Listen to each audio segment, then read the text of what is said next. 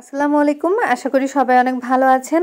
আজ আপনাদেরকে গরুর ভুঁড়ি রান্না করে দেখাবো। গরুর ভুঁড়ি খেতে কিন্তু অনেকেই অনেক বেশি পছন্দ করেন, আবার অনেকেই আছে এটা খেতে পছন্দ করেন না। তো যারা এই ভুঁড়ি খেতে পছন্দ করেন, আজকের রেসিপিটি শুধুমাত্র তাদের জন্য। এখানে আমি 2 কেজি পরিমাণ গরুর ভুঁড়ি নিয়েছি, আর ভুঁড়িগুলো ভালোভাবে ধুয়ে পরিষ্কার করে নিয়েছিলাম। এরপরে গরম পানিতে একটু হলুদ মিশিয়ে সিদ্ধ করে নিয়েছি, আর সিদ্ধ করার পরে যখন ভুঁড়িটা শক্ত হয়ে গেছে তখন আমি ছোট ছোট পিস করে কেটে নিয়েছি। একটা প্যানের মধ্যে দিয়ে দিলাম 1/3 কাপ পরিমাণ তেল, 2 টুকরো দারুচিনি, 4 টুকরো এলাচ, আস্ত কালো গোলমরিচ দিয়ে দিলাম 15 থেকে 20টার মতো। এখন এগুলো একটু ভেজে নিচ্ছি।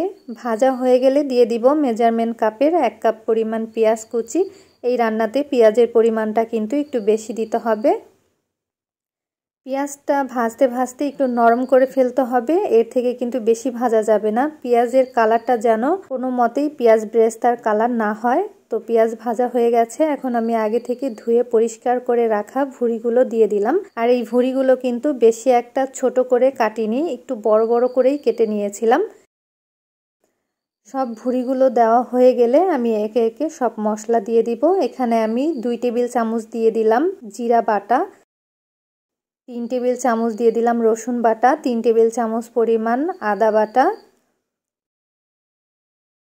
লবণ দিয়ে দিচ্ছি 1 চা চামচ, 2 টেবিল চামচ পরিমাণ লাল মরিচের গুঁড়া, 1 টেবিল চামচ পরিমাণ হলুদের গুঁড়া, 1/2 টেবিল চামচ পরিমাণ দিয়ে দিলাম ধনিয়ার গুঁড়া। এখন এই সব মশলা দিয়ে আমি ভালোভাবে ভুঁড়িটা রান্না করে নিব। আর আমি এখানে যতটুকু পরিমাণ মশলা ব্যবহার করেছি এতে কিন্তু ভুঁড়ি রান্নাটা একদম পারফেক্ট হবে। তো ভালোভাবে নেড়ে দিলাম। আর এখানে কিন্তু চাইলে আপনারা জিরা বাটার পরিবর্তে জিরার গুঁড়াও দিতে পারবেন। ভালোভাবে মশলাটা আমি মিশিয়ে দিলাম। এবার ঢাকনা দিয়ে ঢেকে দিব। কিছুক্ষণ পরে ঢাকনাটা তুলে নিচ্ছি। আর আমি কিন্তু আলাদা করে কোনো পানি দেইনি, ভুঁড়ি থেকেই কিন্তু অনেকটা পানি বের হয়েছে। আর এই পানিটাতেই কিন্তু ভুঁড়িটা ভালোভাবে ভুনিয়ে নেওয়া যাবে। আবারও ঢাকনা দিয়ে ঢেকে দিলাম। দেখুন আরও কিছুটা পানি বের হয়েছে। আমি এই পানিটা পুরোপুরি জাল দিয়ে শুকিয়ে নিব। কিছুক্ষণ জাল দেওয়ার পরে কিন্তু পানিটা পুরোপুরি শুকিয়ে গেছে, আর মশলাটাও কিন্তু ভালোভাবে কষিয়ে নিয়েছি। এখন আমি এর মধ্যে দিয়ে দিব গরম পানি। আমি এখানে ফুটন্ত গরম পানি ব্যবহার করেছি। ভুঁড়িটা যাতে পুরোপুরি সিদ্ধ হয়ে যায় সেই পরিমাণে কিন্তু পানিটা দিয়ে দিতে হবে।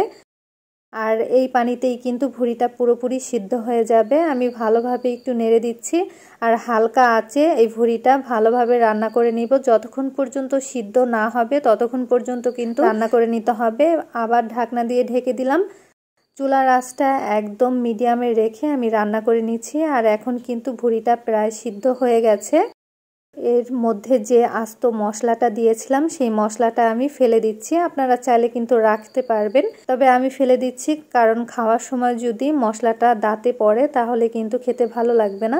সেজন্য আমি সবগুলো ফেলে দিলাম। আরও কিছুক্ষণ জাল দিয়ে কিন্তু ঝোলটা আর একটু কমিয়ে নিব। দেখুন ঝোলটা কিন্তু আর একটু কমে গেছে। এই ভুঁড়ি রান্নাটা কিন্তু অনেকে ভাজা ভাজা পছন্দ করেন। দিয়ে দিলাম গরম মশলার গুঁড়া, আর এখানে আমি দারুচিনি, এলাচ, লবঙ্গ তেলে গুঁড়া করে নিয়েছিলাম। আর এই মশলাটা কিন্তু রান্নার শেষে ব্যবহার করবেন, তাহলে কিন্তু এই ভুঁড়ি ভুনার টেস্টটা আরও ভালো আসবে। ভুঁড়ি রান্নাটা কিন্তু এখন পুরোপুরি হয়ে গেছে। আমি এবার চুলাটা বন্ধ করে দিব। একটা বাটির মধ্যে নিয়ে নিচ্ছি। আর আমি যেভাবে করে ভুঁড়ি রান্নাটা দেখালাম সেমভাবে যদি আপনারাও রান্না করেন তাহলে আপনাদের রান্নাটাও কিন্তু পারফেক্ট হবে। আশা করছি আজকের ভিডিওটি আপনাদের কাছে ভালো লেগেছে। ভালো লাগলে অবশ্যই লাইক, কমেন্ট আর শেয়ার করতে ভুলবেন না। আজ এখানেই বিদায় নিচ্ছি। সবাই ভালো থাকবেন, সুস্থ থাকবেন। আল্লাহ হাফেজ।